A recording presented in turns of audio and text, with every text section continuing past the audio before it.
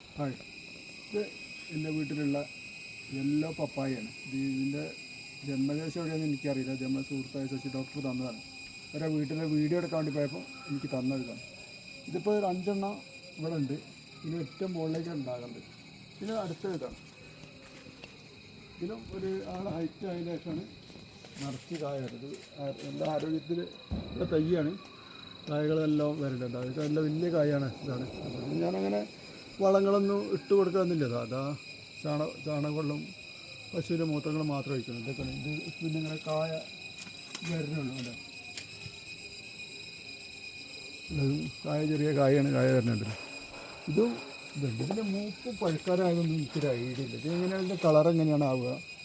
ഇപ്പോൾ സാധാ ചുവപ്പ് കളർ ആവുകയാണോ ഒന്നും എനിക്കറിയില്ല. അത് അറിയണവരുണ്ടെങ്കിൽ ഒന്ന് പറഞ്ഞു തന്നെ. ഇതിൻ്റെ വിത്തുകളും തൈകളൊക്കെ ഒരുപാട് ആളുകൾ ചോദിച്ചിട്ടുണ്ട്. ചോദിച്ച എല്ലാവർക്കും വിത്തുകൾ അയച്ചു കൊടുക്കും. അയച്ചു തരിട്ട് കൊടുക്കുക. ചിലരോടൊക്കെ പപ്പായ തരാമെന്ന് പറഞ്ഞു. പപ്പായ തരാമെന്ന് പറഞ്ഞത് പപ്പായ തന്നെ തരും കേട്ടോ. ഇതൊക്കെ വിത്തുണ്ട് ഒന്നും എനിക്കൊരു ഐഡിയ ഇല്ല. എൻ്റെ പോസ്റ്റ് കണ്ട് ഇഷ്ടപ്പെട്ടാൽ ലൈക്ക് ചെയ്യണം, ഷെയർ ചെയ്യണം, കമൻറ്റ് ചെയ്യണം.